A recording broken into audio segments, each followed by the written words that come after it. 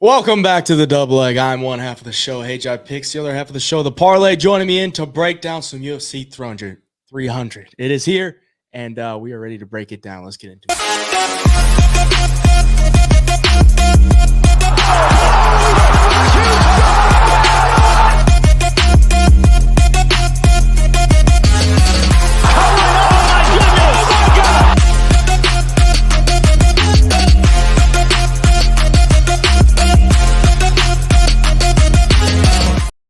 The biggest fight card of the year, at least from what we know now. We might have a McGregor return later in the year, but from right now, UFC 300 is the biggest card of the year, and it is absolutely stacked from top to bottom. We will talk about that. We're going to go through every single fight on the card, but before we do that, we got to recap last week's bets and picks, I guess, because I had a profitable night. I was up about I think it was 2.8, somewhere around there, a little bit over 2 units. And overall, some solid reads. I was pretty happy with my reads. I mean, a couple money lines, or one money line didn't go my way. Jermaine Duraname just got laid on, but the other money lines cash, both dogs, Cesar Almeida, Chepe Mariscal. Hit the Cesar Almeida KO plus 475. Then I had a nice little parlay on Alex Morono by decision with Chepe by decision, paid plus 698. Those were the big hitters for me. Another profitable night. And then on Thursday, I had a profitable night on the PFL card. So we're cooking in the Homo Fight Picks Discord. That's 4 events in a row. We're in the profit, looking to keeping that going here. UFC 300. How'd it go for you? Yeah, so I thought I made some really good reads. Overall, I was down less than a unit, which if that's going to be my losing nights, losing nights are going to happen. And if they're going to be under a unit, I'll take my losses. But started out the night, I hit Nora Cornell on the money line plus 280.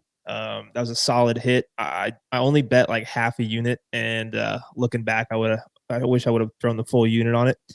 Hit Cesar Almeida like the rest of us were all on. Lost Jermaine Duraname, lost Morgan Charrier, which that fight was so close. I thought it could have gone either way. I was expecting to win that when it went to the cards, but I watched it back and I do see how they got Chepe. And then I hit Trevor Peek over 1.5 rounds, or Trevor Peek's fight over 1.5 rounds at plus 120. So overall, I hit a lot of good plays. I lost a couple that, could have went either way. And then, I had Morono's second round finish, and, he has the guillotine in tight, just couldn't quite finish him. I didn't expect Morono to get that tired either in that fight. I had Bahamondes second round, third round. Picking the right guys just, didn't quite play out how I thought it would in that aspect. Overall, though, man, like I said, if I win the Morgan Charrier bet, we're in the profit. If I win Morono second or third round, profit. I was very, very close. Hit some good dogs, and I'm ready for 300. I'll tell you that.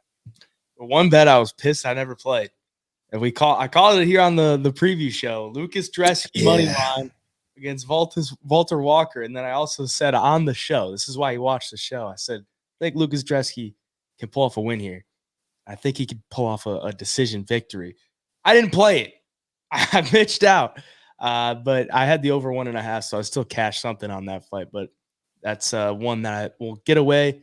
But at the end of the day, I'll never be too pissed for laying off on something and not forcing it. So, yeah, those are that's the recap for the Homo Fight Picks. If you want to join, the link is down in the description to join that. You can join for as little as $14.99. For the weekly package. Use one of our codes, HeyJive or Parlay, get you $5 off. And then you can join the monthly as well if you want to join for the entire month. But this week's card, UFC 300, you might want to just join for the week because I think we got a week off after that. Yeah. We got 300, and then we got a week off. So maybe just go for that. Get the best bang for your buck there because everyone's going to be wanting to bet on this card, and everyone's going to want to know who we're on for these picks. We're going to go through every single fight, break them down. We'll give you a pick. That's not necessarily what we're betting on. If you want the bets, they're in the Homo Fight Picks. Let's jump into it. Started with the first fight of the night. 2 former champs, Davis and Figueiredo, coming in as a solid minus 320 favorite against Cody Garbrandt, sitting at plus 235. These are 2 guys that obviously have both been champs, and one of them being Cody Garbrandt took a big slump in his career. He's won 2 fights in a row. Granted, against not the best competition, Trevin Jones and Brian Kelleher, but he's picking up wins. He's taking on Deiveson Figueiredo, who has moved up to 135, picked up a win against Rob Font in pretty much dominant fashion his last time out. Looks to be a solid fighter here at 135. He will be shorter than Cody, but will have a reach advantage on him. What are you thinking? Yeah, dude, this is like, I can't believe we're opening the prelims, the early prelims with Cody Garbrandt versus Figgy. Like, that's insane.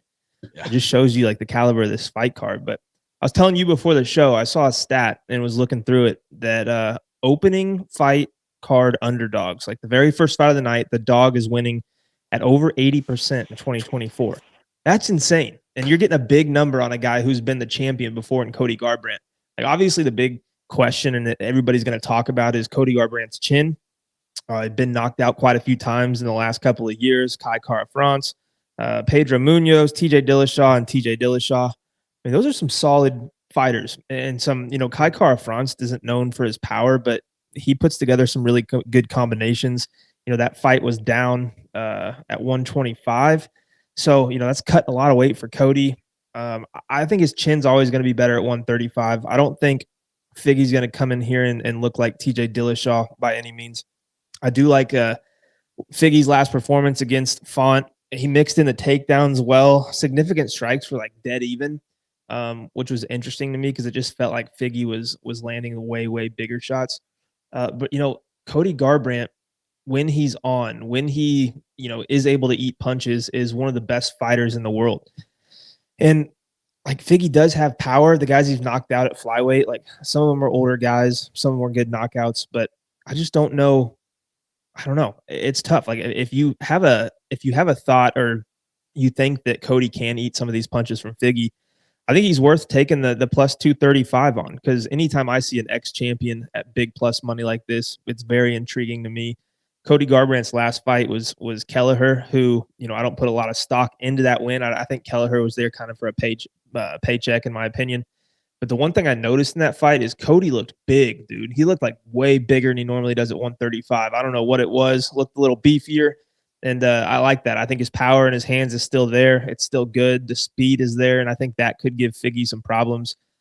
Just, fighting a bigger guy with that kind of speed. And again, if Figgy, part of his game plan is going to be to wrestle, like Cody's got some very good wrestling in his back pocket. He's got a high pedigree of wrestling. I think it's going to be pretty even in that department. It's going to keep things on the feet. And Garbrandt's always got a chance when you're in these stand-up fights like this. So if his chin holds up, I think Cody's got a great chance to win. Plus 280 or plus 235. I mean, I'm going to take a shot on the dog. I like the system there that the dogs are winning the opening fights. Ex-champion. Fast, powerful. We've seen Figgy be rocked before. I'm going to take a shot on him. Yeah, I don't necessarily agree with the line just because I don't think the skill gap is really that wide. It just comes down to the durability of Cody. Everyone's going to be talking about that. And, I don't really think it's been super tested. His last two fights against Trevin Jones and Brian Kelleher, like the Trevin Jones fight was just super underwhelming. Like he didn't really throw much. It really kind of went to his wrestling to win that fight. It was his first fight back in quite some time, and probably just wanted to pick up a win by any means there. So I can't knock him. And then the Kelleher fight, he looked pretty good. I mean, he looked somewhat like the vintage Cody, but it's Brian Kelleher. It's a big jump up here, taking on Deiveson Figueiredo. So I don't really agree with the line, but I think Deiveson probably edges this one a little bit. But I can't knock anybody for taking a shot on Cody, considering the odds, because, if he's Cody that we know from a few years back, or maybe more than a few years back, but he's still very capable of pulling off an upset here. So for the pick, I'm going to go with Deiveson Figueiredo just because I think he's got more durability. I know he's a little bit older, but I think he's more durable here. I think he can handle the striking. I don't think he's been fighting at flyweight. Like flyweights are really, really fast. I think Cody's got fast hands, might be a little bit more powerful than these flyweights. But I think he could take a shot, and I think he should be able to pull off a victory here. So I'll take Deiveson Figueiredo for the pick. Moving on, we got Bobby Green coming in as the favorite against Jim Miller. Fought at UFC 100, fought at UFC 200. He's fighting at UFC 300, and he's fighting as an underdog here. 40 years old for Jim Miller. Got to question how many he's got left in the tank. Maybe this is his last hurrah, UFC 300, but he has not looked bad at whatsoever. I mean, he's not like a Tony Ferguson at this age. He's got a bunch of fights in the UFC, and it seems like he's made a quite the resurgence in his career. But you got to take a look at the level of competition as well. I mean, Gabriel Benitez, Jesse Butler, Cerrone's retirement fight, Nicholas Mota, Eric Gonzalez, like those are his wins. Bobby Green's been fighting towards the, the top 15 or at least around the top 25 for, the past 3 or 4 years. So he's been fighting the better competition. I think that's why you see the line here. Maybe they consider Jim Miller's age, but what do you think? Yeah, this is a pretty fun fight. And I've seen all week people talk about, if Jim Miller wasn't 40 years old, I'd be all over him, talking about his age. But I mean, Bobby Green's going to be 38 this summer. He's not too far behind Jim Miller in the grand scheme of things.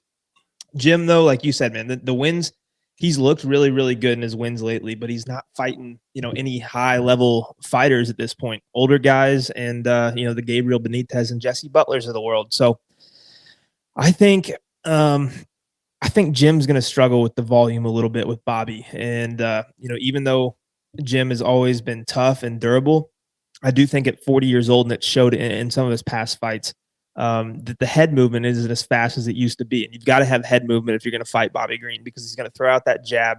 His shots come from all different angles. His hands are down at his waist, and he's just kind of, landing these combinations and a lot of volume. And I do think that is kind of the style that could frustrate Jim Miller, because if he goes to the wrestling, like Bobby Green's good enough with his takedown defense and his own wrestling, that I think it's going to be hard to get him to the mat and hold him there. And then for Bobby, my main concern is coming off the nasty loss to Jalen Turner in his last one, where he got knocked out and the ref let Jalen Turner kind of, hammer down for like 15 seconds before he stopped the fight. Like, it wasn't that long ago that happened. So that's a slight concern for me, because Jim Miller, still at 40, does have some decent power, and he's pretty accurate too when he lands his combination. So he could definitely clip Bobby, especially with Bobby's hands down at his waist. But overall, I think the speed is going to be a big difference here. I think if Bobby fights a little, he's always going to come out there confident and a little cocky, but it's got him in trouble in his last few losses. Jalen Turner caught him when his hands were down and he's, bobbing and weaving, showboating a little bit. We saw it happen against Drew Dober a couple of years ago. So it's very interesting, but it all comes down to that volume for me. So I'm going to take Bobby Green here. I would love to see Jim Miller get a win at UFC 300, because he's gotten a win at 100, 200, and this would be pretty historic for him. But I got to go with Bobby. Yeah, I really don't like that Bobby's coming in here 4 months after the Jalen Turner fight. Like, seems very, very quick. Like, he got knocked out cold and then punched like 7 or 8 more times after that. And if you've watched Jim Miller's fights recently, like, he doesn't have the quickness that he used to have, but he swings hard. Like, he swings to take guys' heads off, and it's not really like a staple of Jim Miller from 10 years back. But like, now he just seems like he's swinging for the fences. And if he catches Bobby with something, I would not be shocked if he knocks him out, because Bobby's got knocked out by Drew Dober. He got knocked out by Jalen Turner. If he catches a good left hand from Jim Miller, I think he could probably go down. So I don't think I'll be touching Bobby Green at minus 185. I think he'll be faster. I think he'll have a lot more output. That's where Jim Miller's gonna struggle in this fight. Is kind of saw it with the Hernandez fight. Like, Hernandez just had a lot more volume, was a lot faster.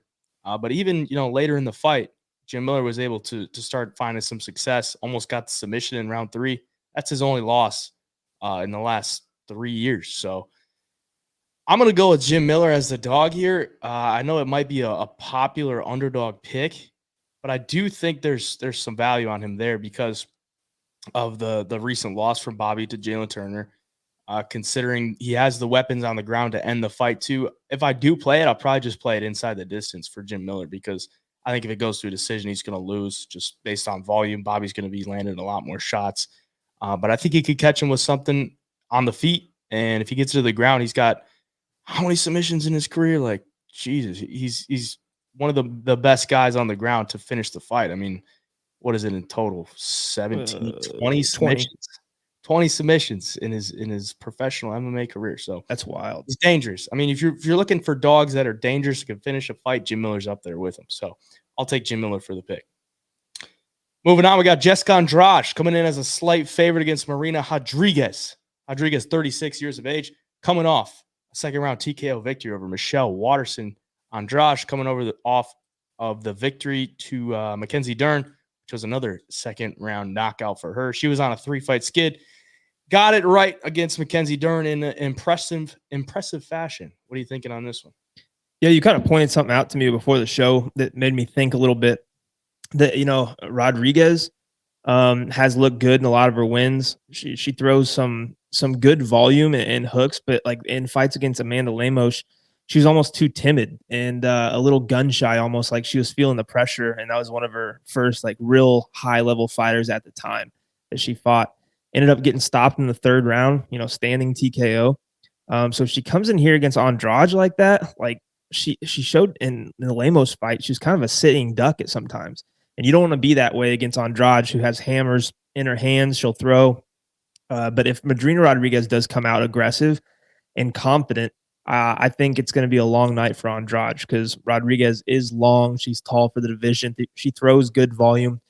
If Andrade does try to wrestle and doesn't have success and they're just kind of caught on the fence, that's where Rodriguez does some of her best work. In the clinch, elbows, knees, and the knees alone are nasty. We saw what she did to Michelle Waterson in her last win. Hurt her to the body really badly. And in the 2nd round, was able to get the TKO there.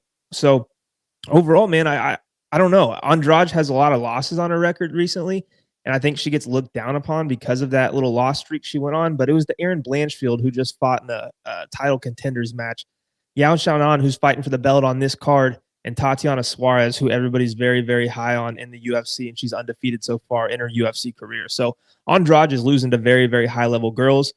She's still beating the Mackenzie Derns, Lauren Murphy. She beat Amanda Lemos by standing arm triangle, Cynthia Calvillo. So I think she's still got some left in the tank. I think first round is going to be a little dicey for Rodriguez, but as this fight goes on, I expect Rodriguez to get a little more comfortable in there and put some volume on her, and I think she could even hurt Andrade. So for the pick, I'm taking Marina Rodriguez, but she cannot come out and lay an egg like she did against Lemos. That's for sure. Yeah, that's the real concern for me is how she's going to handle the power from Andrade because Andrade is going to be swinging some big hooks. Like that's just what she does. She just walks you down, swings big hooks, and sometimes it works out well for her. Sometimes it doesn't. Like she could get taken down by Erin Blanchfield, get subbed. She get cracked by Xionan, get knocked out, or she could go out there against Mackenzie Dern and find a knockout. So it's a wild card one to me because I don't know if Rodriguez is going to be able to handle the pressure or not. But considering she is the underdog, I think she's going to have a better clinch game. I think she's going to have a little bit more volume. And I think she should be able to catch her in between those hooks, considering the height, the reach. And she's really never lost a fight that was like a stand-up fight, like a fight where she's not really going to get taken down. I don't expect Andrade to be shooting takedowns in this fight. It's just not really what she does. And if you look at Rodriguez's UFC career, she never lost a fight that was really a stand-up fight. Like every fight she's lost, she got taken down in. And like Carlos Esparza, Lemos took her down, kind of wore her out in that 2nd round, and then unleashed something in the 3rd round. And then against John Jaroba, she just got wet blanketed pretty much that entire fight. So I'll take Rodriguez as the underdog as well. And women's MMA taking the dog is never the worst pick. I know a lot of people are taking Andrade, and I could see it. But if I did that, I'd probably take her by KO. Like she's probably going to finish her if she does win. So I'll take our Rodriguez for the pick, though. Yeah, there's times Andrade comes in like just looking underprepared and out of shape too. Like if that happens against Rodriguez is going to rip the body. She's going to do good work, like I said, in the clinch. So I think it all depends too, like what version of Andrade you really get in this fight. It's another thing too. 5 fights in 2023. Like she's obviously taking some fights for paychecks. Sometimes it works out, sometimes it doesn't. Yeah. Sometimes maybe this is the time it don't work out well for her. Keep it moving. We got Jalen Turner coming in as a -280 favorite against Renato Money Moicano coming in as a +210 dog. Moicano, 34 years of age. Jalen Turner, 28. You will have a 4-inch height advantage and a 3.5-inch reach advantage. What are you thinking on this one? Yeah, this is one of the more fun, low-key matchups on the card, in my opinion. You got Moicano, who everybody loves to hear on the microphone. They like to root him on. I'm a fan too. And then Jalen Turner, who's come into the UFC and outside of like some close fights against like Mateusz Gamrot, which I think he won, Dan Hooker, which was very close. I don't know, man. I think Jalen Turner is one of these guys we're going to look up and see fighting for the belt in the next couple of years. His length and his size alone make it really tough matchup for these other lightweights. 6'3" at lightweight, I believe that's maybe the tallest 155er, or right there along the tallest. But Moicano's always in the fight because he's got the good grappling, and if the fight goes to the ground, he's one of the most dangerous guys in the UFC on the mat. Like even in the fight against Drew Dober, he was getting hit on the feet and found ways to get it to the ground, and then from there, like Drew Dober is he's a good grappler, but he's just not on that level, and not many guys are. So there's a path for Renato Moicano, in my opinion. I do think he will struggle early in the fight to get this thing to the ground, but he's very slick in the clinch of being able to take guys back, and if he can just get on Jalen Turner's back, I think he'll win minutes that way.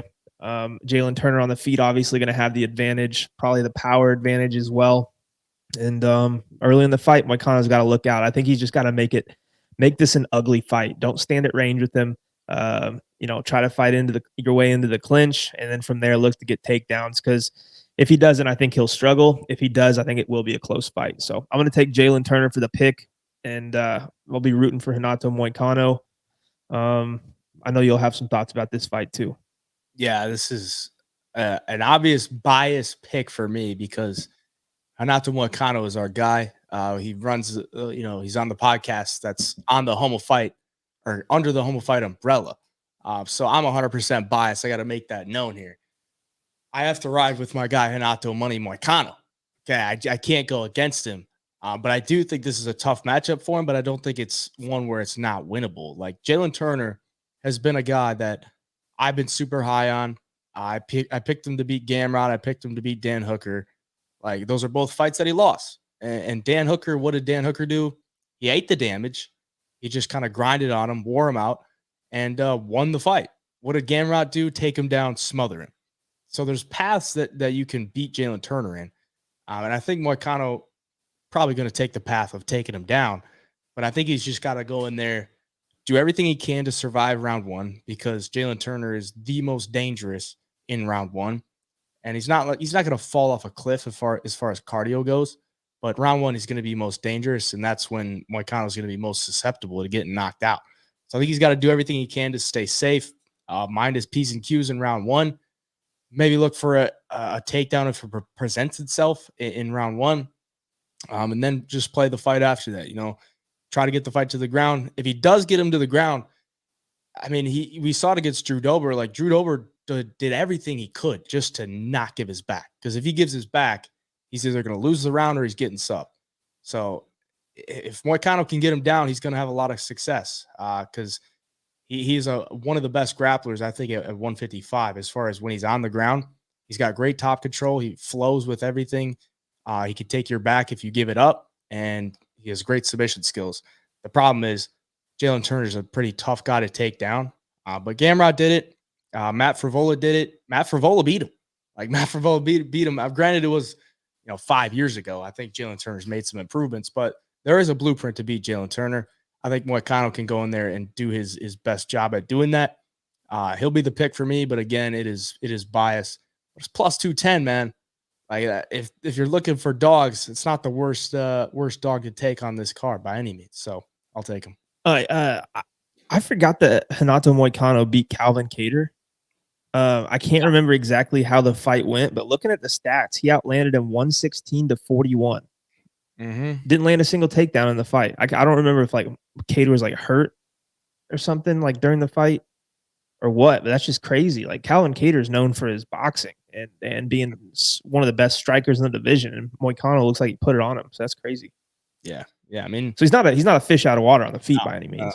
Not at all. I mean, he really started his UFC career mostly striking, and then kind of recently, after the loss to like Fiziev, then he's like, all right, I got to use my grappling. Like I'm too good on the ground to not use this, and that's kind of the way he's gone. So yeah, he's got good stand up as well. 0 knockouts in his career. That's the real thing. But let me tell you, I was there at the studio when they were filming. I gave that man knuckles when I was saying goodbye to him. my knuckles stung. Like, he's got some hard hands, bro. I was like, holy shit. Is this what all fighters' fists feel like or what? Like, my knuckles were stinging. I was like, damn, how do you have 0 knockouts in your career? You're stinging my knuckles just off a fist bump. But yeah, Money Moicano. I hope the God he wins because I'll be hyped. Moving on, we got Sadiq Yusuff sitting at plus 116 against Diego Lopes. Another banger on this card. Everybody loves Diego Lopes. He comes in as the favorite here against Sadiq, who's been around, the top 15 for a good amount of time. And he's coming off a loss to Edson Barbosa in a fight where he had Edson hurt pretty bad early in that fight and then just kind of fell off a cliff. And Edson pulled the old veteran card and took over, won the fight. So he's coming off a loss. Diego Lopes coming off back-to-back first-round wins, one by KO, one by submission. Banger of a fight. I'm interested to hear what you got on this one. Yeah, this is another fun one. Like on Instagram when people post the voting polls and they have you vote on who they think's going to win each fight. I noticed like Diego Lopes had like the most votes out of any fighter on this card. Like he was like winning on votes more than anyone because he's so loved by the fans. Like his style, personality, everything. But Sadiq Yusuff is going to be a really tough match up for him. It's a tough matchup both ways, but this is going to be, I guess, his like true test in the UFC. I mean, coming off of wins over Gavin Tucker, who is kind of up and down. Pat Sabatini, which if Pat can't get you in a position or backpack you, he's going to lose a lot of fights. Diego made both those look easy, and he went in there against Movsar Evloev in his debut and gave him a run for his money as like a plus 600 or 700 underdog. So Diego's got the dog in him, man. He's very tough. As we saw in his debut, he's very dangerous, as we saw in his last 2 wins. On the feet, he's not going to be as technical as Sadiq, but he is crafty, and he's not scared to get hit, and he'll definitely, if you hit him once, he'll hit you back as well. So Sadiq's going to be very dangerous early. I think going into the Edson Barbosa fight, if you told me that fight was going to go to a decision, I was going to be shocked. I figured Sadiq's going to knock him out or Edson's going to have to catch him at early going. But Sadiq, like you said, just fell off a cliff. And I know it was 5 rounds. So, those later rounds make it look a little worse. This one's a 3-rounder with Diego. But I do think if Diego just survives the early onslaught, he's going to have a good chance. But at the same time, Diego's got to bring the fight to Sadiq to make him, start throwing some volume out there. Because if he just sits at range and, they kind of have a little, sparring match in the first round, you're leaving Sadiq too much energy going into round 2 and 3. That ain't going to happen, bro. Diego's coming for it. I hope so. But at the same time, like, if Diego comes out there shooting takedowns and he can't get Sadiq down, I think he could struggle as well the rest of the fight with the boxing and stuff. But, Diego's not a guy who's going to look to wrestle. He's more of like an opportunistic grappler. If you look, I don't think he shot a single takedown in any of his fights. Like I know the first 2 haven't exactly lasted too long and long enough to shoot a takedown. Like he had like the almost flying triangle into armbar against Gavin Tucker, and then Sabatini obviously punched him out within the first 10 12 fights or punches he throws. So yeah, I'm gonna take Diego Lopes because I like the heart and I like the dog more than Sadiq Yusuff here. But I mean, betting on him, it's tough to see him at minus 150 against a guy who's as good as Sadiq Yusuff. Like Yusuff, lost to Edson Barbosa, but he's been up around that top 15, beating guys like Alex Caceres, Andre Fili. So he's fought in some good competition. His only losses, Barbosa, Arnold Allen, both very, very respectable fighters. So I love Diego Lopes. I'm going to pick him to win the fight. I just hope I hope he shows a good chin in this fight because Sadiq can land some bombs as we saw against Barbosa. It's going to be a fun one, though. This whole entire card's insane, man. Yeah, this could either be a great sell low on Diego Lopes and a great buy or great sell high and a great buy low on Sadiq Yusuff. But it could also be like Diego Lopes is just that guy, like this is one where I think Diego takes the fight to him. And I don't know if Sadiq is I don't know how he's going to handle it. Like Diego Lopes is just like a blitzer. Like officially, he's only shot 1 takedown in his UFC and Contender Series career. That was his last fight against Sabatini. Knocked him out in the first round. But other than that, He doesn't shoot any takedowns. So obviously, like the jiu-jitsu of Diego Lopes is just insane, but he's not really going to have a chance to get it to the fight or to get it there if he can't take him down. Sadiq's got a 62% takedown defense, which isn't great. But I don't really expect Sadiq to like try to take him down. I think that would be really dumb. And on the feet, I think Sadiq's going to be the cleaner striker. Diego Lopes throws hard. It's not really the most technical or calculated. He just kind of throws it. It's kind of like his offense is his defense type of thing. Just wants to bring the fight to you, create chaos, and he's going to thrive in it. If he can do that, then I think he'll have success. But Sadiq is, he's pretty tested. Like he's got some good fights, and I think he's tough too. Like that head kick that Barbosa hit him with, like he still managed to survive from that. Yeah. So I think he's tough. And honestly, I think when the number comes out, if it's anything over like plus 350, plus 400 on Sadiq Yusuff by decision, I think that's probably a path that I'll go in this one. But I do love Diego Lopes. It's just I don't know that I could take him as a favorite against Sadiq. Yeah. Like I would love to see him win, but as a favorite against a guy like Sadiq, it just seems a little bit much at this point. So for the pick, I'll take Sadiq. And like I said, I'll look to see a decision prop on him. But yeah, it's a tough one, and it's one that we're gonna find out pretty quickly on Diego Lopes how he looks. If he goes in there and runs through Sadiq, man, he is next up as far as superstars go. So yeah. Moving on, we got Holm coming in as a big underdog against Kayla Harrison, making her UFC debut, sitting at a minus 480 price tag. She's 33 years of age. Holm 42.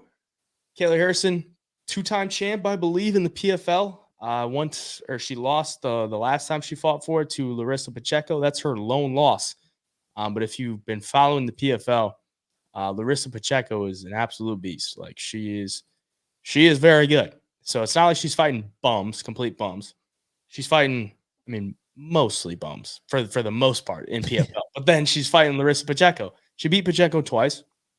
And then her last fight, she took the year off in 2023 during the regular season, and she fought Aspen Ladd in November of 2023. She was a minus 1,000 favorite there, won by decision.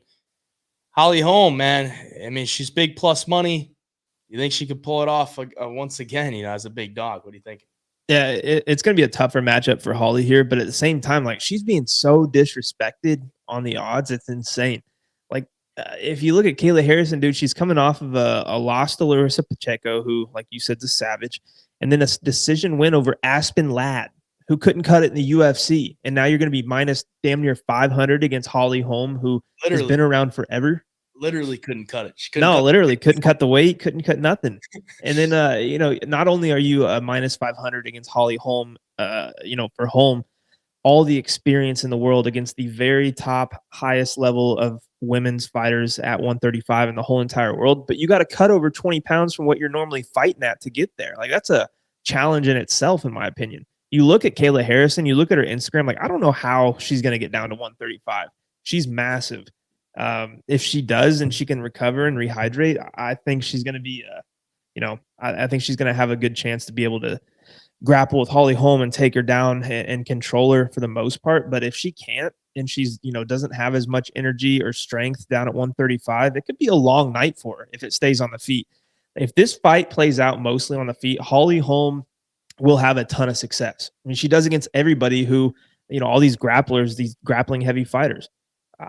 It's so tough to get behind minus 480 on Kayla Harrison. Like this is going from PFL, which they're great fighters in PFL, but are there great women's fighters in PFL? Like maybe a couple, but Aspen Ladd, really? That's who you beat, and now you're at minus 500. It just blows my mind, man. I'm not saying Kayla Harrison shouldn't be the favorite because I think she should be. And we've seen Holm submitted before. We've seen Holm taken down before, but not against bad fighters by any means. So even Holly, like against Yana Santos, I know it's Yana Santos, but she was able to take her down a handful of times and do good work there. Like she's not a fish out of water on the ground by any means. I don't think I'm going to take the dog shot on her necessarily, but I do think it out. Come on. I mean, women's MMA, you might as well at this point. Like, I took Nora Cornell. I don't know how I'm going to take her and not Holly Holm. You know what I mean? But I just think I'm not even going to say this. I've seen it on Twitter and stuff. Like, this is Ronda versus Holly 2.0. Like, I don't think Holly's still got that type of speed and power in her back pocket, like being the age that she is. But on the feet, I do think she will have success with the body kicks. I do think she can kind of zap the energy as well with the kicks. They're going to be better than anything Kayla Harrison's really seen in the PFL. So, you know what? Fuck it. Give me Holly Holm. Let's get them hating a little bit in the comments. There we go. Well, so Kayla, obviously the concern is dropping down 20 pounds. So one of the coaches that at my gym actually like spars with Kayla to like at ATT to help get her, ready for fights and stuff. And he says she looks, pretty thin, like a lot thinner than she's normally looked. And obviously she's going to have to be if she's going to make him 135 or 136 exactly. So I guess that's a little bit. I mean, it seems better for her that she's looking a lot thinner than she should be. She's a big girl, and at 5'8", like she's as tall as Holly. She's probably gonna be a lot thicker. So I mean, I don't know how that weight cut's gonna go. I would assume she's a constant professional. Like she's been around a long time in sports. She's an Olympic judo gold medalist, so she's been around the sport a lot. I think she'll be able to make weight. It's just a matter if it's going to like play out in the fight, like how she's going to look at 135. Is she going to be as strong? Is she going to be? Is her cardio going to hold up? Is her chin going to hold up? Type of thing. But if this fight hits the mat, or even if Kayla can get her hands on her, I think it's pretty much over. Not to the point where she's going to finish her, but I think she should be able to control her pretty easily. If you're Holly Holm, you have to use your movement to stay to the outside. At 42 years of age, I don't know if she has that lateral movement that she has had in her past. So that's a little concern for her. I don't think minus 500 is really an accurate price tag on Kayla Harrison, but I do think she wins the fight. More than anything, I think this fight goes to a decision. I don't think Kayla Harrison is some like potent finisher on the ground. Like she's not really she doesn't have like great submissions. In her ground and pound, granted, she's in the PFL, she can't use elbows. So that's kind of sucks for her ground and pound. But I think Holly's good enough on the ground to not get finished. I think the fight probably goes to decision. I think the over 2.5 is sitting at minus 145. I think that's the only thing I'd probably take on this one. But I do think Kayla Harrison wins. I'll take her for the pick. Okay. Moving on, we got Calvin Kattar coming in at plus 124 as the dog against Aljamain Sterling, sitting at minus 160. Aljo moving up to 145, debuting fight at featherweight after getting knocked out to Sean O'Malley at the bantamweight in the bantamweight title fight. And I mean, I don't know if I mean it's probably enough time since he got knocked out. I mean, it was August, so that's 8 months, 7-8 months since his last fight when he got knocked out. Calvin Kattar, though, he's been off for a long time because he had that knee injury, he tore his ACL, had to get that repaired. He hasn't fought in a year and a half and he is 36 years of age, but I would assume his hands still look sharp, and that's where he's going to have to keep this fight if he wants to win it. What are you thinking? Yeah, for sure. And for Aljo, like the Sean O'Malley knockout, that right hand was vicious for sure, but it's not like the worst knockout I've ever seen in my life. I think it's one he's definitely can recover from. But coming up against Kattar, it's another fight. It's not like Holly Holm versus Kayla, but it's grappler versus striker. One's going to need it on the mat. The other one's going to need it on the feet. Like if Calvin Kattar gets his back taken, he's going to lose the round. Yeah. I don't see him being able to get out of the, getting out from under Aljamain Sterling. Aljo is that good with the grappling. And, he obviously didn't have a chance to show it against Sean, couldn't get it there. Henry Cejudo fight was very impressive, was able to take Cejudo down 4 times, outstruck him by nearly 40 significant strikes, and just overall showed his well-roundedness there. TJ Dillashaw beat when TJ was hurt, and then Petr Yan, that last fight between them, when he took the back, Yan had no chance to get out of it. And then I look at all that stuff and I watch the fights, and then I realize, shit, this is up a weight class at 145, and that's the big unknown. Like these guys are stronger. It's going to be harder to take them down, in my opinion. And so that's the big question. That's the big elephant in the room. Calvin Kattar's got 91% takedown defense with a shit ton of UFC fights. He's fought guys like he's fought, I think he gave up one takedown to Zabit when they fought back in I think that takedown percentage number is a little. I don't think it's like super accurate. Like, you don't think so? he's not fighting any grapplers really. Like, yeah, no, that's true. That's definitely true. I think the only times he's been taken down was Zabit, and then maybe it looks like Chris Fishgold, who was I don't know if you could consider him a high level wrestler by any means. So, but yeah, no, that's definitely for sure. I don't know. After getting knocked out by Sean O'Malley, I don't know how much time Aljo even wastes with the striking in this fight. I think he's going to just go to his bread and butter right off the bat, at least put him in the clinch, feel the power, feel the strength, see if there's a difference there. And the one thing that I really don't think Aljamain's going to struggle with will be the size or the strength at 145. Because if you look at him at 135, this dude was bigger than everybody, stronger than everybody. I think he is a true 145er. So I do expect him to be able to hang with these guys in this division. I do expect him to have success if he gets his hands locked, gets him up against the cage. I do think that's Aljo's world against Calvin Kattar. I do think he's going to be the one winning minutes in this fight. But while it's on the feet, you just cannot get clipped. Like, Calvin Kattar's got really slick boxing and combinations. He's not going to go out there and knock out every opponent he faces. I think his last knockout was Jeremy Stevens like 4 years ago. But he can clip guys because of how technical he is, and if he catches you right, he can definitely put you down. I'm going to go with Aljamain Sterling because I do like the grappling upside, and I don't think he necessarily needs the takedowns to win the minutes. I think if he gets it against the cage, he's good enough at getting to the back and can kind of hop on him from there. So it's going to be a very interesting one. I'm excited to see what Aljo looks like at 145. Beating all the best guys at 135. So yeah, I think he'll have some success. I'm going to take him for the pick. I actually put a little wager in on him when he was closer to minus 140. I told myself I wouldn't take anything over minus 150, and looks like he's a little bit over that right now. So Aljo's my pick here. Yeah, the line seems to be moving in his favor. I'm not exactly sure why. Maybe just people are after last UFC card. They're like looking at it and they're like, all right, I like Aljo, and a lot of people are betting it. I mean, for Aljo, this fight actually reminds me of like the Figueiredo Rob Font fight. It's like a champion moving up a weight class against the guy from the New England cartel who's mainly a boxer. And the guy or the champion just seems like a little bit more well-rounded. Now, I don't think Aljo's going to have a lot of success on the feet. I think his movement is actually going to be super underrated in this fight. Like, Calvin Kattar, more of a flat-footed type of boxer. And Aljo kind of dances around the cage at times, like just stays out of range, uses his kicks to stay out of range. I don't know if that's going to be as effective at 145 because Kattar's a lot longer.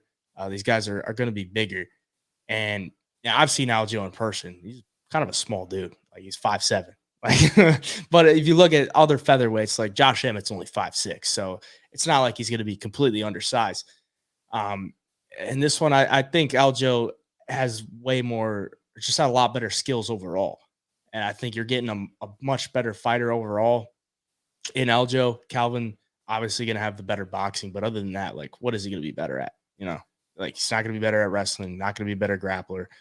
His kick game's probably not going to be as good. Maybe if he can start tagging Aljo on the feet and Aljo's kind of deer in the headlights type of thing, sure. But I think Aljo's probably the better fighter here. Minus 160, it's not like a super confident play. I don't really love the line because there's unknowns to it, but yeah, I think he's the better fighter. I'll take him for the pick. I think a lot of people are going to look at Aljo, getting TKO'd by Sean O'Malley, and then they're going to see him going up to 145 against a good technical striker, and it's going to scare him off of him a little bit. But if Sean O'Malley were to move up to 145 and Calvin Kattar, I think he fucks him up too. I think Sean would absolutely obliterate Calvin Kattar standing. So, I think that's going to be some people's concern here. But like you said, Aljo's definitely the more well-rounded skill set, and if he can just get to the back, I think he's going to have a lot of success. Yeah, Sean O'Malley would Max Holloway Calvin Kattar. Oh yeah, no doubt.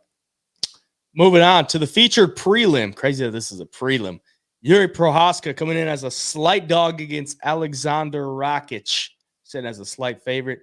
Rakic has been off for quite some time, like damn near almost 2 years. Like it's been quite a little bit under 2 years. I think it was like June or July of 2022. Yeah. He blew his knee out there. I guess it's taken him quite some time to get back into training and get right. I would assume he's right if he's taking it that long and he's coming in here against Yuri Prochazka, who just got knocked out by Alex Pereira. Should be a really fun fight. I'm really looking forward to this one. And once again, it's just insane that it's a prelim. I would expect this one to be on the main card because it's an ex-champion against another big, strong, heavy or light heavyweight fighter. So, banger. What are you thinking? Yeah, I'm gonna say something that's gonna get people a little upset in the comments. I can already feel it coming. But I told you before this, I think Yuri Prochazka is one of the more not overhyped as a fighter. I'm not trying to say he sucks, but the hype he had coming into the UFC in his first few fights was blown way out of proportion for what he is, in my opinion. Like he knocks out Volkan Oezdemir, knocks out Dominic Reyes, and submits Glover in the 5th round. But like Dominic Reyes was getting knocked out by everybody at that point.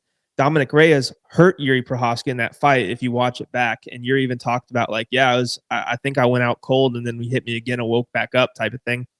Glover Teixeira was beating Yuri on the cards and had to survive another minute, and he would have gotten his hand raised there, and Yuri would have never been the champ. And then Alex Pereira, just the second leg kick he threw, knocked Yuri off of his feet. Like it wasn't even a stumble. It was like leg kick back to mat, like right away. And then we saw what happened from there as the fight went on.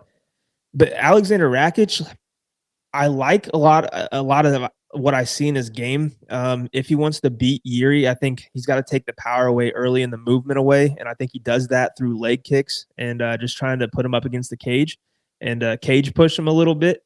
If he stays at range and is relatively low volume in this fight, Yuri's going to win minutes all night long. Like Yuri throws so much volume. He switches stances. He's always throwing a kick or, the jab from down at his hips, always hitting you. So if Rakic can just kind of get in close with him, I think he'll have success. Try to slow Yuri down a little bit.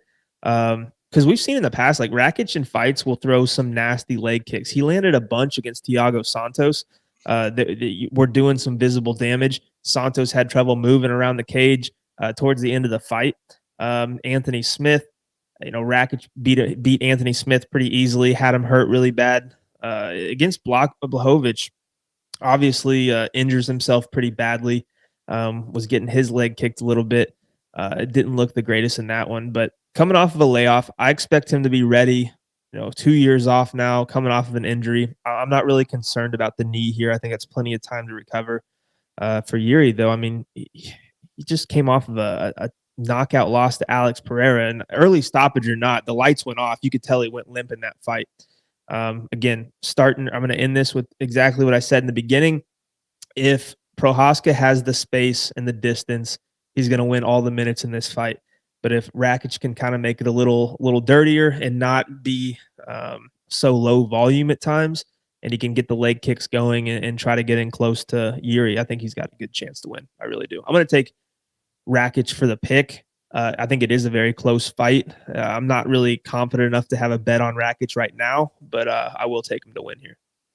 Yeah, it's a lot. The unknowns with Rakic because he's been off for so long is concerning, but I think he's just a much better fighter overall. Like he might not have as heavy hands as Yuri Prochazka, might not have as many weapons because Yuri just throws a bunch of weird stuff at you, and it's super unorthodox and it can be tough to deal with. Like the fighters like a Dominic Reyes or a Volkan Oezdemir, who are more set, type of a regular type of fighters, they just can't deal with it. And Rakic might be that way.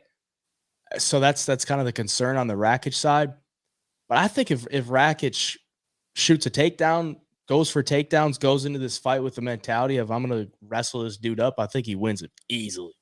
Like Rakic has some pretty solid wrestling, good top control. Yuri has very poor takedown defense. So easy to get to take down. And I don't think he has he could probably get back up, but I think Rakic is super strong when he's on top, and I think he could literally 30-27 him pretty easily if he just goes and wrestles him.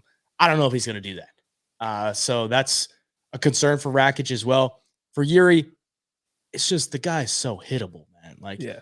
he's literally got a 40% striking defense. Like, that is just atrocious. And that was the main reason why I took Pereira to beat him. I'm like, Pereira's going to be able to land something easily on this guy. And Yuri probably ain't going to be able to take it. He wasn't able to take it. I think Rakic, much better technical striker on the feet. I think you should be able to crack him with something. Should be able to chew up the leg as well. And it really just comes down to, if this fight goes to a decision, is it Yuri winning based off of activity and volume? Probably, because Rakic is not a super high volume striker. So that's the concern there. But I think Rakic is the better fighter overall. And I'll take him for the pick. And hopefully he goes in there and wrestles him, because that would be a win for my pick, but it wouldn't be a win for the fans. Yeah, no. If you watch Rakic too, like, he's got a nasty right hand, especially early in fights. Like, he throws pretty damn hard, and he's a big dude. Like, he's going to be an inch taller. I think he'll be stronger than Yuri in this fight. I don't know about more powerful, but again, like you said, if he gets the wrestling going with his strength, athleticism, if he gets in on the hips, man, he's definitely going to take Yuri down for sure. Yeah. The only concern too is, like, if this gets into a dog fight, then I want Yuri. I want Yuri in a dog fight. I don't want Rakic, but I do think Rakic is the better fighter. I don't think Yuri has the best chin though. That's the thing. Yeah. I don't either. I mean, he's just super hittable. Like, at light heavyweight, you can't be that hittable and sustain some stuff. So, yep. We move on to the biggest favorite in UFC history, Bo Nickal, sitting at -3,000 against Cody Brundage, sitting at +1,000. Bo Nickal getting it done very quickly in every single one of his fights. He's undefeated. He is the biggest favorite in UFC history. Is there any chance you are taking Cody Brundage in this fight? Normally, like a +1,000, I think you have to, but here I just don't see it. Bo Nickal's one of those guys that obviously we haven't seen him lose, but he just looks like I don't even know if he could get knocked out at this level right here. Like, I just think he's so defensively, he's probably sound. He's tough. He's going to duck under the biggest shot you throw. Like, I think that he limits his opponent's abilities to really go out there and throw some big strikes, because they know if they wing one big right hand, they're getting put on their ass from the takedowns and stuff. So I think that's one thing that makes Bo Nickal so good, is he limits his opponent's offense. I think it's no different here. I think the only way Cody Brundage wins is if he gets, the DQ win again from something. Other than that, Cody's always been a pretty decent wrestler, but this is just a different level of wrestling. He's not going to land a takedown on Bo. I think Bo will be able to take down Cody. And, if Bo, I don't even think he should mess with the striking in this one. I know he's coming off of, looking pretty damn good with the knockout against Val Woodburn, but I hope he hasn't fallen in love with, that style of fighting. Because if he gets Cody Brundage down one time, I do think Brundage will start to get tired. Like, you're in the biggest fight of your life against the biggest hype train in the UFC 300. Like, that's a lot of adrenaline and pressure. And then you get taken down right away and you're fighting to get up. That's going to zap you of your energy. So if he gets one takedown in this fight, even if Brundage gets back to his feet, he's just going to get taken down again. I just can't really give him a chance to win this fight. I think Bo Nickal is going to win it. I think he's going to win it early in the first round. He'll probably win. I'll be interested to see some props that come out on that. But -3,000 is just ridiculous in any type of fight. But Bo Nickal obviously be the pick. I just don't know how much there's really to break down. Yeah, I mean, Bo Nickal's last 4 fights, he's absorbed a total of 3 significant strikes. Like, that is going to be tough for Cody Brundage to really win a fight when that is the case. And if you look at Bo Nickal's fights, he's actually, like, very, I don't want to say technical. He's very thought out in what he's doing. Like, he swings a big overhand, catches you with it, and then he's right in there for the takedown. So you're getting stunned in the face, and then you're getting taken down. And I don't know if Cody Brundage could be able to handle that. I think the real question is sub or KO on Bo Nickal. I think he gets him out of there in round 1. I'm thinking Bo shoots a takedown. Cody Brundage tries to pull the guillotine, doesn't get it. And then from there, Bo probably looks to get on top and maybe take the back, try to get something there. But the real question, I think, is just KO or sub. Like, what are you thinking? What are you thinking? Oh man, it's tough because I see a world where Bo just gets a takedown and can get a rear naked choke or something really fast. But I also see a world where Cody is a little tougher to submit early, and Bo just starts unloading shots and mount or something and gets the TKO. So it's tough. Like this, and the inside the distance or wins in the first round is going to be chalked to all hell. Like you're going to have to pick one or the other for any type of decent odds. I'm going to go submission. That is, his world. It's more his world than the striking. And yeah, I think he doesn't want to get DQ'd by some back of the head elbows or something too, as we've seen it happen with Brundage. So I'm going to go sub. I'm going to go sub too. And one thing you see from Cody Brundage almost every single fight, right from the jump, he shoots a takedown. Like he just right away, he shoots a takedown. And I actually think against Bo Nickal, he's going to want to go out there and like, if he lands a takedown, that's a win, like type of thing. Yeah. So I think he probably shoots a takedown. I think Bo probably just reverses it, takes his back, and gets a submission. So I'm with you on the submission. I mean, it's probably the most likely outcome, but sometimes the most likely outcome happens. And I'll take Bo by sub. Moving on, we got Charles do Bronx Oliveira coming in as the dog against Arman Tsarukyan, sitting at minus 230. Tsarukyan 7 years younger. This is what is supposed to be the number one contenders fight for the lightweight division. And an absolute banger, man. Charles coming off the win over Beneil. Same with Arman. Both guys knocked out Beneil in the first round. What are you thinking? Yeah, on paper, I think this is a terrible matchup for Charles. Because you just look at obviously Tsarukyan's the younger fighter, hungrier, hasn't really tasted the top yet. He's going to do anything he can to win this fight. His wrestling is on point. He's very physically strong.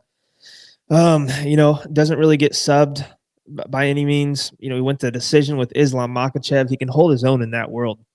On the feet in his last fight, he showed, against Beneil. I don't know if you credit Arman's striking or just Beneil's chin is shot at this point. And he's older. But he also got the TKO over Joaquim Silva too.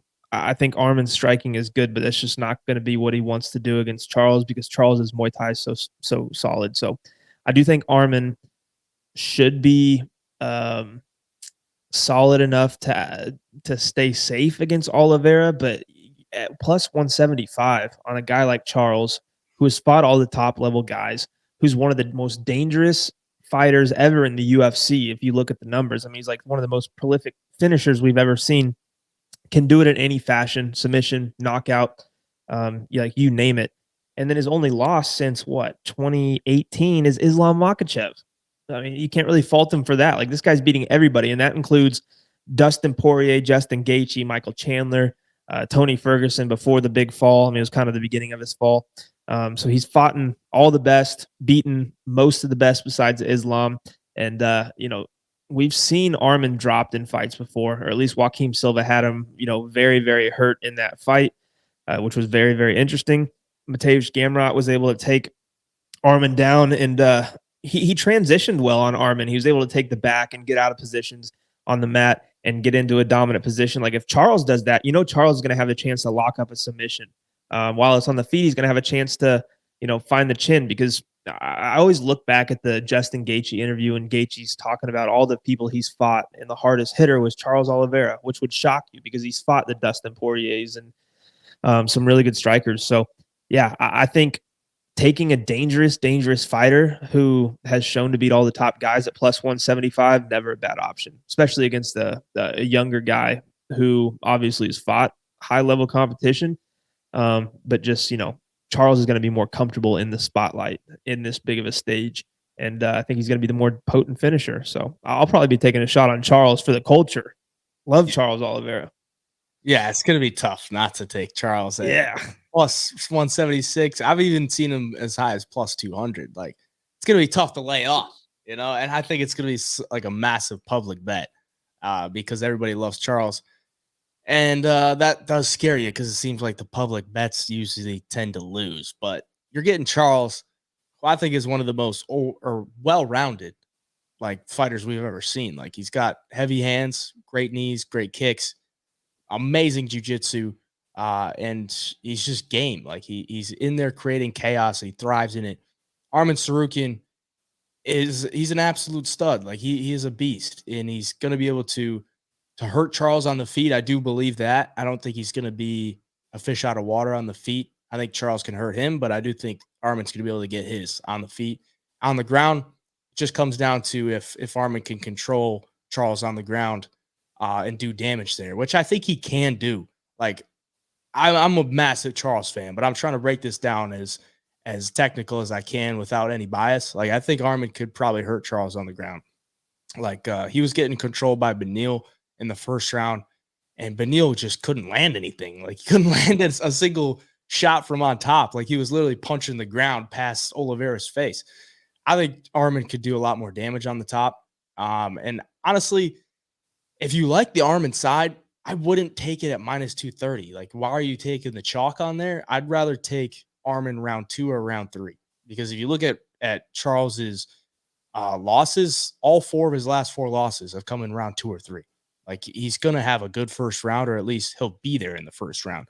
It's just a matter of, if Armin can take control of the fight, take it later in the fight, I think that's where he wins. So I would lay off minus 230 on Armin. Just not even worth it. Don't throw it in your parlay. If he goes out there and gets starched by Charles, it was just a dumb bet. I don't think minus 230 is valid. I'd rather just play it round 2 or 3 because Charles is still good, man. He's still that guy. We saw it in the last fight.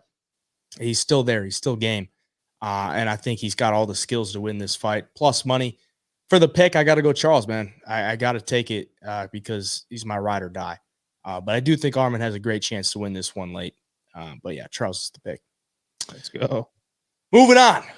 We got Justin Gaethje coming in as a minus 194 favorite against Max Blessed Holloway, sitting at plus 150.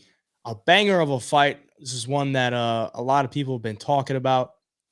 So a lot of people think it should be the co-main event too, or maybe even the main event, because it's that good. I mean, you're getting Justin Gaethje against Max Holloway, 2 absolute legends in there fighting for the BMF title. What are you thinking? Oh man, this is so fun. This one. I think people are counting out Holloway way too hard here. I think Holloway is one of the best fighters ever in the UFC. He's still in his prime, dude. He's not even 30. What is he, like 30? 32. I mean, that's crazy for the amount of fights he's had, the amount of wins he's racked up in the UFC, the level of competition. It's insane. And to never even be dropped is wild to me in that long of a UFC career so far. I know he is going up against Justin, who's obviously one of the harder hitters at 155, moving up a weight class.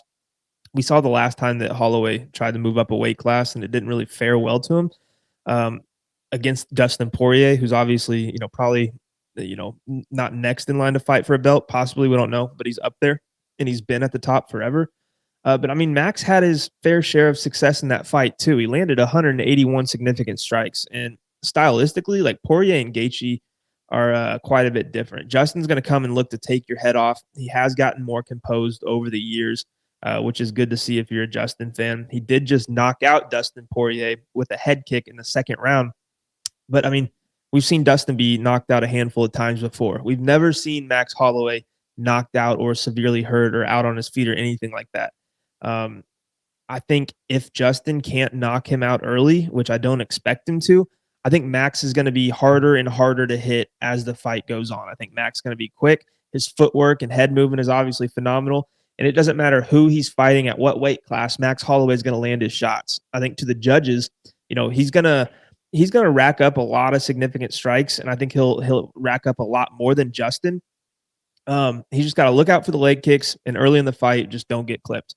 And I think it's going to be a very close fight from there. People are thinking Gaethje's going to go and steamroll him or knock him out. I think they're going to be pleasantly surprised. Gaethje, not that he struggles against anybody because he's always in the fight, but these technical strikers, sometimes, he does leave himself exposed winging these big bombs, especially against counterpunchers. Like, look what happened against Charles Oliveira. Gaethje was hurt badly in that fight, even though he had Charles hurt, and Oliveira was able to get into a good position and ultimately submit him. And on the feet, I see Max being able to counter him well, similar fashion. I don't think Max is obviously powerful enough to put Gaethje out in this fight, but I do think the volume will start to play a big part halfway through this fight, especially considering it's 5 rounds. Like, people forget this isn't a 3-rounder. I don't know if Justin Gaethje's ever been to a 5th round. Let's see. I don't even know if he's ever been to a 4th round. I guess he did go to a 4th round and lost by knockout to Dustin Poirier back in 2018.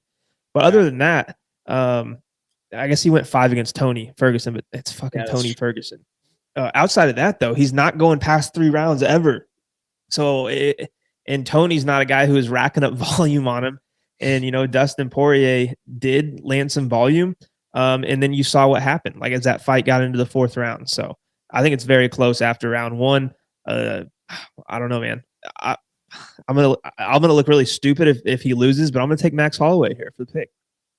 Yeah, I would line this probably Justin Gaethje minus 150 with Holloway at like plus 120, plus 115, somewhere around there. Only because the weight class difference, in my opinion. Yeah, that's a big thing.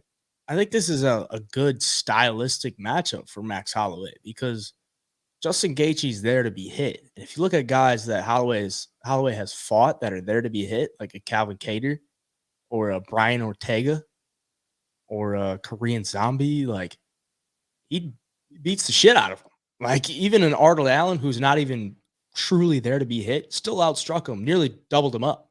Yeah. So it's just it really comes down to when he's in the pocket with Gaethje.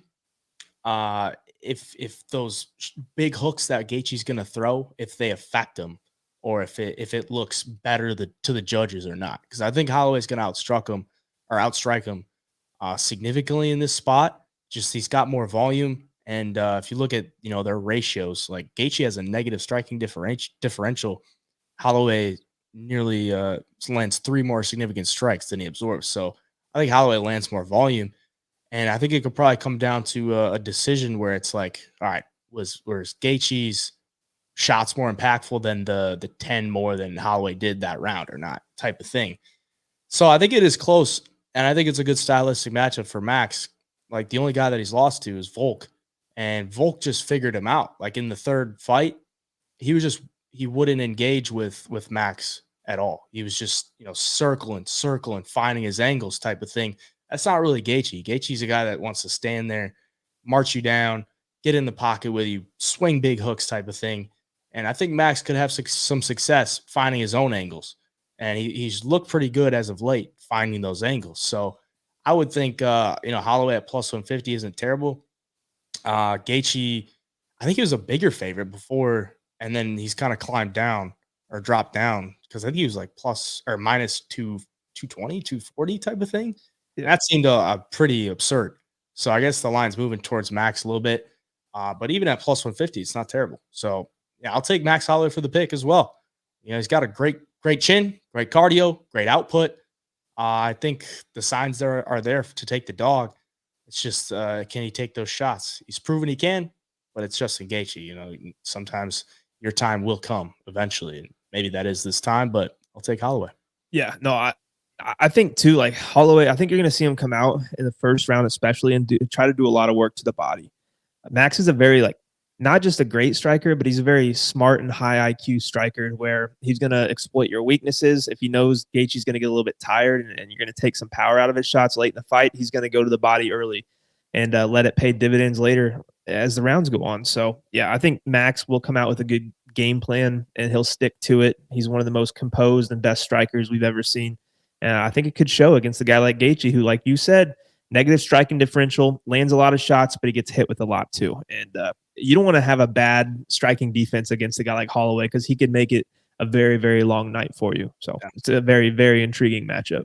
Yeah, could start to pile up, and you don't want to get behind against Max Holloway. Yeah. Moving on to the co-main event, we got Zhang Weili coming in as a big favorite against Yan Xionan, sitting at plus 300. Yan Xionan, the same age as Weili, from the same country.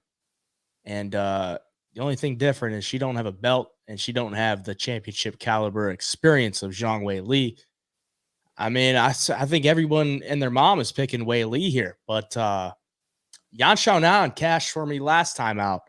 I took her by KO against Jessica Andrade, plus 2,500, and she cashed. So I almost feel forced like I should bet Yan Xiaonan just to give her some respect for cashing me last time. But I don't know, man. It's Zhang Weili. She looks like an absolute stud. She looks like nobody can touch her at 115. What do you think? Yeah, 115 especially. She's so hard to deal with because she's so strong. She's powerful. She's fast as hell, dude. Like her striking is insane. And her grappling's really good too. Xionan coming off of the knockout win over Jessica Andrade looked really good, but like we talked before this, she has never knocked anybody out in the UFC prior. Like every win she's had has been unanimous decision or majority decision. Got knocked out or TKO'd by Carla Esparza. Not a good look. That was only what? How many years ago? 3 years ago. 3 fights ago too. So I think a lot of people who are giving Xionan a chance are giving her a chance based off the fact that she just knocked out Jessica Andrade, and they'll always talk about like Weili got knocked out by Rose Namajunas in round 1 when they fought. And I chalk that up to just being, one of the most well-timed kicks in women's MMA history. Yeah. But outside of that, like Weili's fighting all the best fighters. She's dominating girls like Amanda Lemos. Outstruck her 163-24 with 6 takedowns and some really good top pressure. Beat Carla Esparza by submission very easily. Beat Joanna Jędrzejczyk in their rematch by knockout. So really, I mean, I haven't seen anything lately that has made me think that Xionan is going to come in here and have a good chance to beat Weili Zhang, because at the end of the day, Zhang is going to fight you anywhere you take the fight. She's very, very talented at high level anywhere this fight's going to go. I do think she'll have more power in her hands. I think her finishing upside is a lot better, obviously a lot better, and I won't be surprised if she finishes Xionan here either. I mean, Lemos is very tough and durable, and she couldn't finish her, but she had some shots she landed that put a lot of other people out in the division. So I'm interested to see this fight. I think it is going to be good for UFC. You got 2 Chinese contenders, the champion and the contender. They enter that market is a big fight for them, but I don't think Zhang's getting that belt taken off her here. Yeah, I don't think so either. I mean, if you just look at I don't think Yan is better in any facet of the game than Zhang Weili.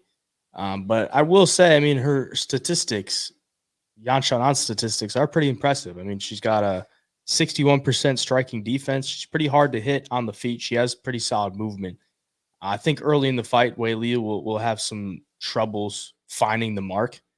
But I do believe she could just take her down as well. I mean, she's got a great ground game. Yan Xiaonan has showed that's kind of a weakness of her. She has improved it, but she's really hasn't been super tested since that Carla Esparza fight as far as like wrestlers. Like Mackenzie Dern ain't a good wrestler. Yeah.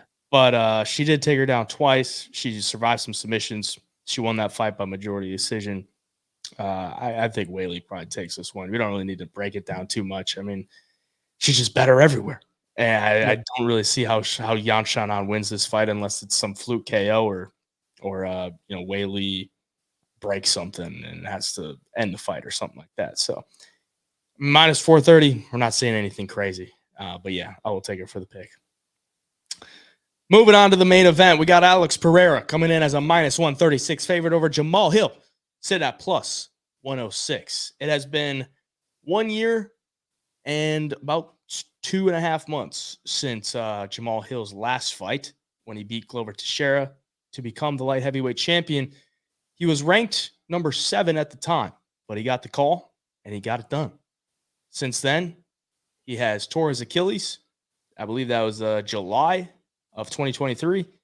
And he is coming back here to get his belt back against Alex Pereira, who just got it against Yuri Prochazka. So it's an absolute banger, man. I mean, this is one that I've seen a lot of people are kind of on the fence about, and I'm kind of on the fence myself. But what are you thinking? Yeah, I am too. Man, Alex Pereira, obviously, everybody knows he's one of the best strikers in the UFC. Kickboxing pedigree's insane. He's looked very, very good on the feet in the UFC, like knocking out Israel Adesanya, TKO, putting down Sean Strickland, who's very, very tough and durable. Like if you're talking about technical striking, Alex Pereira is about as good as it gets, but people don't really talk about his striking defense in mixed martial arts. Like in the UFC, it's 50%. It's not high at all. Like he gets hit with 3.65 significant strikes per minute. And that's against guys being cautious of his left hook, guys, not wanting to take the big shot from him and get knocked out. And then you look at who he's fought at 205. He beats Jan Blachowicz by split decision in a very, very close fight. I saw a lot of people pissed off about that decision. I thought Alex won based off striking and damage alone. And then Yuri, like we talked about earlier, I think Yuri's a tad overrated for what he is and his skill set. And if you're going to put Yuri, an unorthodox striker, against a guy like Alex Pereira, a very, very technical striker with heavy leg kicks, against a guy in Yuri who's very heavy on the front leg, like he's going to lose that fight a lot of times. So this is going to be a real true test for Alex, because we've seen Alex be KO'd before by Israel Adesanya, not just like TKO'd, like put down flat. And Jamal Hill is that type of striker with the power. And Jamal Hill's also very good with his volume. Like he lands over 7.3 significant strikes per minute. His striking defense struggles a little bit at times. He does get hit, but he's shown that he has a decent chin. Like you'll see the Paul Craig TKO on his record, but I mean it was because his arm broke and he's just kind of getting hammer fisted from Paul Craig, who's on the bottom. His power is very evident, like we've seen in the Johnny Walker fight. Thiago Santos beat him late in that fight. Glover Teixeira was very fortunate to have a good chin in that fight because he got cracked with over 230 significant strikes. But Jamal Hill showed some very good skills on the feet in that one that make me confident that he can at least hang with Alex in this spot. So, I mean, if we're talking about which fighter has the knockout upside, I think it's Jamal, if I'm being honest. We've never seen Jamal like really cracked and flatlined like we have Alex. And we've seen Alex be hurt in other fights as well. So yeah, man, it is tough. I think Alex is going to have to get the leg kicks going like he normally does. And Jamal's going to have to really, look out for that, because this is a 5-rounder. Obviously, if Jamal gets his legs compromised early in the fight, Jamal doesn't really have that wrestling to fall back on if he does get the legs beat up a little bit. And then you're just kind of trying to fight a guy who's that good at striking with one leg, and it's not good. So I do think Jamal, I like the power here at plus money. I think he's worth a shot. I'm going to take him for the pick. I think everybody's expecting Alex to win this fight. I know a lot of people are on the fence as well. But, Jamal is, I don't know. I just haven't seen too many signs that show me that Alex will be able to do him like he did Yuri or, Israel Adesanya in that first fight. So I think it's a very close fight. I'm going to give the power edge to probably Jamal being a true 205er and showing that he can put guys out flat. So that'll be my pick. Interested to see what you're seeing. It's a very tough fight to break down. It's a very good main event. What do you got? Yeah, I'm kind of on the fence. I'll give you a pick for sure. But I will say this about Jamal Hill before we get into the breakdown. His winning streak to becoming a light heavyweight champion, not impressive. All right, Jimmy Crute, not in the UFC anymore. Johnny Walker, who everyone memes to be chinny. Thiago Santos, who then got cut and is 0-2 in the PFL. And a 42-year-old Glover Teixeira. Okay, he got the call to fight Glover Teixeira for the belt. Glover's 42. Jamal was ranked number 7 at the time. He didn't have to fight a guy like a Yuri Prochazka. He didn't have to fight Magomed Ankalaev. Didn't even have to fight a Jan Blachowicz. Okay, I mean, his wins really aren't that good. Let's just keep it a buck. They aren't that good. Like a 42-year-old Glover Teixeira doesn't impress me. Like I picked Jamal Hill to win that fight. I was very confident in it because I think Jamal Hill was much more youthful, much more powerful. I didn't think Glover really had anything for him. And he went out there and he looked amazing. Couldn't finish him, but he looked amazing. Now, if you look at Pereira's wins, beat Adesanya, beat Jan Blachowicz, beat Yuri Prochazka, like those are some good names. So I would give Pereira the edge as far as level of competition. The big thing in here, doesn't really matter what your wins are because anyone can win on any given night. And the biggest thing here when I look at stylistic matchups is Jamal Hill is usually a southpaw. And we haven't really seen Pereira deal with a true southpaw. Like Izzy will switch stances. Jamal will switch stances, but I think he does his best work in the southpaw stance. So I don't know if he's going to come out in southpaw or if he's going to switch it up or what. But if he goes orthodox, I think his leg is just going to get absolutely obliterated very quickly because he came out in orthodox against Glover, and Glover was even landing some big leg kicks on him. Pereira's got even 10 times as good as leg kicks as Glover. So if he goes out at orthodox, he's going to get his leg chewed up. And as far as the striking exchanges go, I think Alex Pereira is going to be a lot faster. But I think Jamal Hill will be able to throw in more combinations. And I it's weird to say, but I think he needs to fight this kind of like a Dracus Duplessis. Like he needs to keep Pereira on the back foot, and he can't allow Pereira to load up on counter shots. Like if he's gonna go for it, he's got to go for it. He can't be throwing a 1, 2, 3 and then stop right there. Like he's either got to throw a 1, 2, 3, another right hand into the clinch. Like he can't stop in the ranges where Pereira can load up that left hook, bang, or load up the right hand, bang. That's where he's going to get caught. And if he can do that, we've seen Pereira kind of stumble in sometimes where he's moving backwards because you said it yourself, like the striking defense really ain't that good. And when he's moving backwards, he tends to just kind of lean back. He's always taller than these guys at middleweight. At light heavyweight, he's the same size. So when he leans back, he's kind of used to getting away with it. He's got tall man defense. That's really what it comes down to. And he's not going to be a lot bigger than Jamal Hill here. So he can get caught.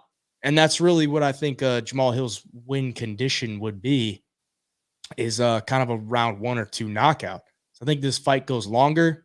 Pereira is going to be able to chew up the leg, slow him down. And Jamal Hill's not going to be as fast. He's got to be explosive early, but coming off the Achilles injury, I just don't know that I can really trust him to be what he was and what we know him to be. It's not really tested against, the top 5 of like the light heavyweights that are there now. So I'm going to go Alex Pereira. It was a long-winded pick, but I'm going to go Alex Pereira. I think he's just a cleaner striker. And, he could go out there and get knocked out, but he'll be my pick. He's the champ, and I think he can defend it one more time.